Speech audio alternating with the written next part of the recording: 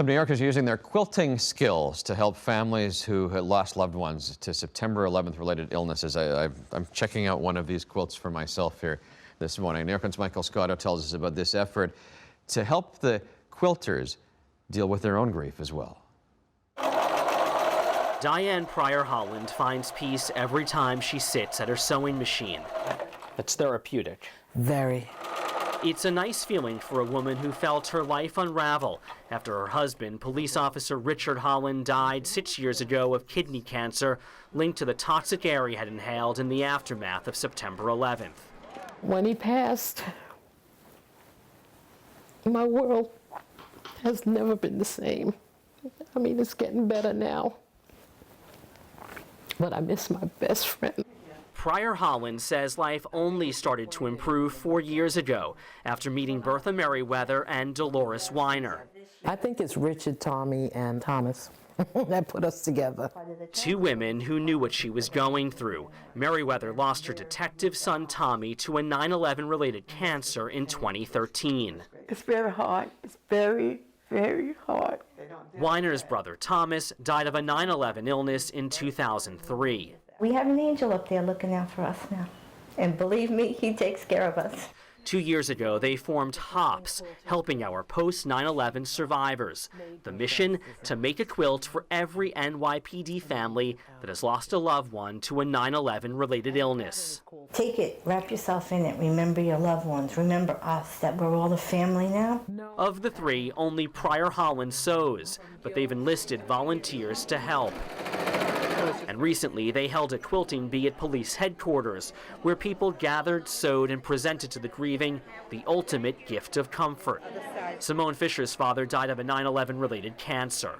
I thought it was a beautiful gesture, and for them to think about something like that, I thought that was very lovely. Michael Scotto, New York One.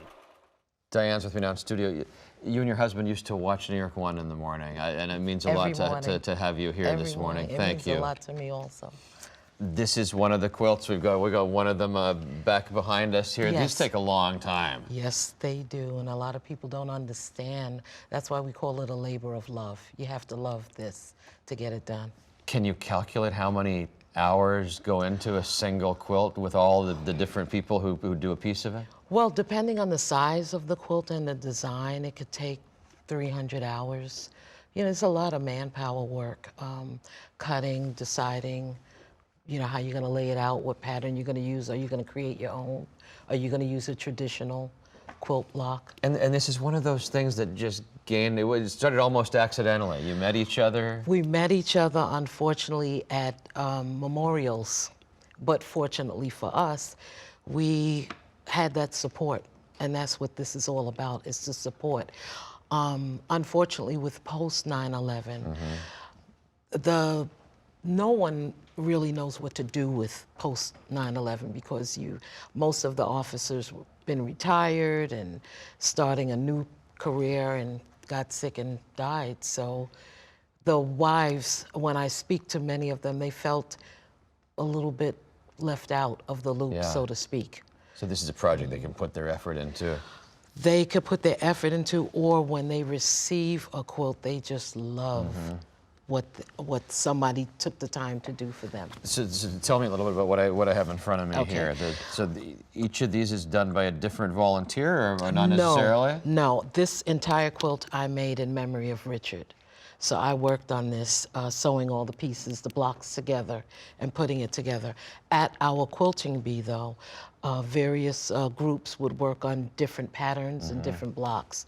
And then we would collect all the blocks, because at the quilting bee, we don't have enough time to really complete a quilt.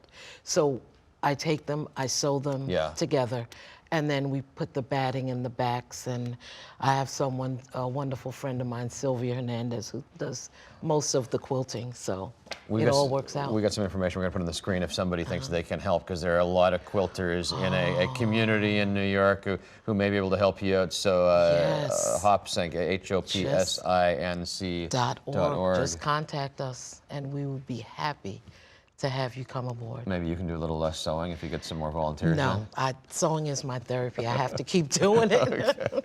Nice to have you here. Thank you.